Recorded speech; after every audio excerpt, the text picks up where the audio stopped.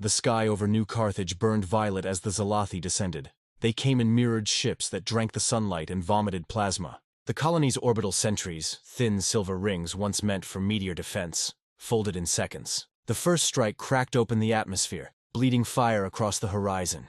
"Yield," said the Zalathi High Warlord. His voice carried on every intercepted comm. "Your species will live if you kneel." But New Carthage was a farming world, a home for civilians, scientists, children.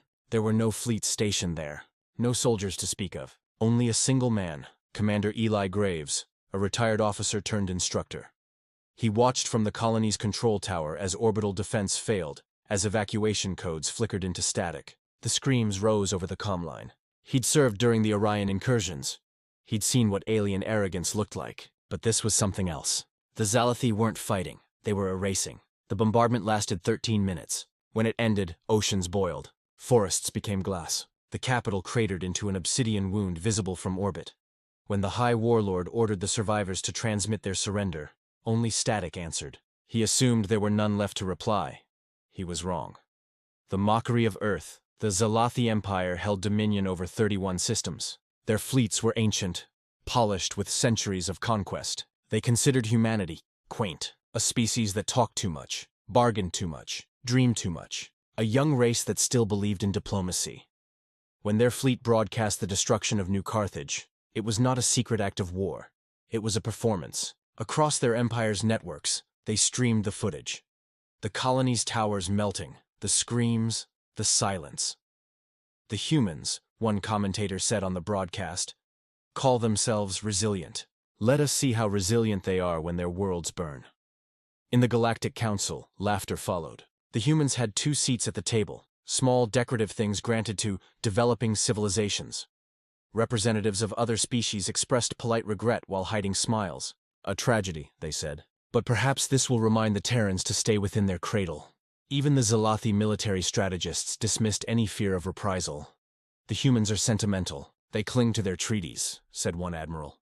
"They will appeal, negotiate, mourn, and when they're done, they'll rebuild somewhere else. That is their nature, soft, endless endurance." To them, Earth was a candle, flickering, harmless, too civilized to burn anything back. The one who survived, under 2 meters of blackened earth and melted durasteel, Eli Graves clawed his way out of the ruin. His lungs bled from the toxic air. His uniform had fused to his skin in places. But he was alive. He found a comms relay still operational, barely, and sent one message. It wasn't long, it wasn't diplomatic, it was a single line, addressed to the Terran Defense Command. "New Carthage has fallen. They left none alive. Permission to speak freely. I'm going to make them remember us." The message was time-stamped, transmitted, and archived. Hours later it reached Earth, and the silence that followed was not grief. It was calculation. When a Terran world was attacked, there were protocols, procedures, committees. But Eli Graves's message never saw those channels. Someone, somewhere, perhaps in Fleet Command, perhaps in the deep archives of EarthGov, forwarded it to a different network. One that didn't officially exist. The network had a name once whispered only in war zones, Project Revenant. And when it came online, the stars began to shift. The quiet, before the storm weeks passed, the Zalathi celebrated their victory. They hosted grand feasts aboard their orbital citadels. Human ambassadors were not invited. A single Terran courier appeared in the council chambers. He carried no weapons, no entourage, just a small sealed data cube. When asked to declare his purpose, he spoke calmly. "By order of the Terran Assembly, this is a formal response to the destruction of New Carthage." The council president smirked. "And what response does Earth propose? A petition? A complaint?" The courier placed the data cube on the table. "A warning," he said. "Effective immediately, the Terran Accord is dissolved. Humanity no longer recognizes the Council's authority. As of this transmission, all human fleets are under wartime mobilization." The president laughed. "Mobilization? Against the Zalathi? Your fleets are tiny compared to theirs." The courier looked at him once. "You mistake small for weak," he said, and walked out. Minutes later, every human communication beacon across known space went dark. The galactic networks filled with static. Freight routes shifted. Mining colonies vanished from registry. It was as if Earth had disappeared. For the first time in centuries, the galaxy felt the weight of silence. The return of the Revenants, then came the shadows. Unmarked ships began appearing along Zalathi borders. Not fleets, ghosts. They moved without transponders, without comms, without life signs detectable. Stations went dark. Patrols vanished. Merchant convoys drifted into silent debris. The Zalathi assumed pirates, then traders, then a new species. But the recordings, those few that survived, showed something worse. In the final seconds of one destroyed battleship, a black vessel emerged from the dark, its hull etched with thousands of white names, the dead of New Carthage. The ship's insignia was unmistakable. A single, stylized human hand, open, reaching forward. A voice came through their comms. Calm. Cold.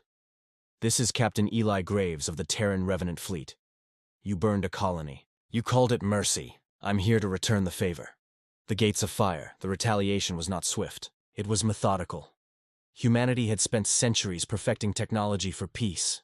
Terraformers, orbital foundries, engines that could move planets. But now, those same technologies were re-engineered for war.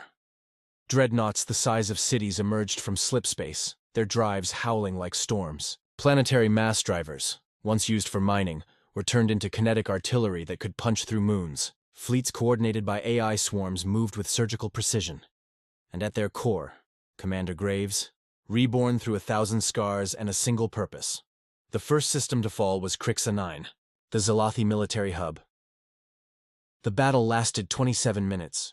By the time the Zalathi fleet formed a defensive line, humanity's ships had already bypassed them, jumping through their formation, not around it. Their rail strikes shattered planet-side fortresses before the defenders even fired. When the dust settled, the Zalathi command moon no longer existed. It was vaporized, its remains orbiting as molten glass. The message that followed was broadcast across the galaxy. You wanted to see if we would kneel. Look to your worlds. We do not kneel. We rise. The fire across the Starsward spread faster than light. The Zalathi called for allies, but no one answered. The council that had laughed now sat in terrified silence. Every border system burned in sequence. No collateral damage, no civilian massacres. Just erasure. Every shipyard that had constructed the weapons used on New Carthage was annihilated. Every admiral who had ordered the attack was hunted. Human fleets did not conquer. They cleansed. The galaxy began to whisper. Entire species debated surrender before even being threatened. They said Earth's fleets were guided by ghosts, that their ships moved with impossible coordination, as if directed by the rage of the dead. When one Zalathi captain tried to beg for mercy over open comms, Graves's reply came, heavy with static. Mercy died on New Carthage. The final system, the last Zalathi world, stood defiant. The High Warlord himself commanded its defense, half-mad, wrapped in ceremonial armor, surrounded by the ashes of his empire. He addressed his people. The humans cannot destroy us all. They are mortal. They bleed, and then the sky broke. Hundreds of Terran ships exited slipspace simultaneously, not in a fleet, but in orbit, encircling the planet like a ring of iron. The light of their engines turned the atmosphere into aurora. One ship descended lower than the rest. Its hull bore the mark of the Revenants. On every frequency, a single voice spoke. High Warlord, this is Eli Graves. You took everything from me, from my people. This is your inheritance. Moments later, the Terrans unleashed the Aegis Protocol, a weapon so vast it was considered theoretical. Gravitational tethers linked across orbit, compressing the planet's core. The crust folded inward, collapsing the world into a silent singularity. The Zalathi Empire ceased to exist in less than an hour. No survivors, no transmissions, only a spreading field of debris. Silent, beautiful, terrible. The price of vengeance. When the killing stopped, the Terran fleets did not celebrate. There were no parades, no declarations of victory. They drifted in orbit over the remains of what was once a world. Graves stood on the bridge of his flagship, eyes hollow. "Sir," said his second officer, "orders from Earth. The Council is asking for explanation." Graves didn't answer at first. He looked at the holographic projection of the destroyed planet. "Explanation?" he finally said. "They should know already." Then he transmitted his final message to the galaxy. Humanity does not start wars. We end them. Remember that before you ever raise your hand against us again. He cut the channel, and somewhere in the distance, he gave the order, "Fleet, return home." The Terran armada vanished into the void, leaving behind nothing but silence. The lesson written in ash years later, traders spoke of the Graves Line, a swath of systems where no one traveled. Navigation beacons refused to function there. Some said it was haunted. Others said it was sacred. No species ever attacked a Terran world again. Not once.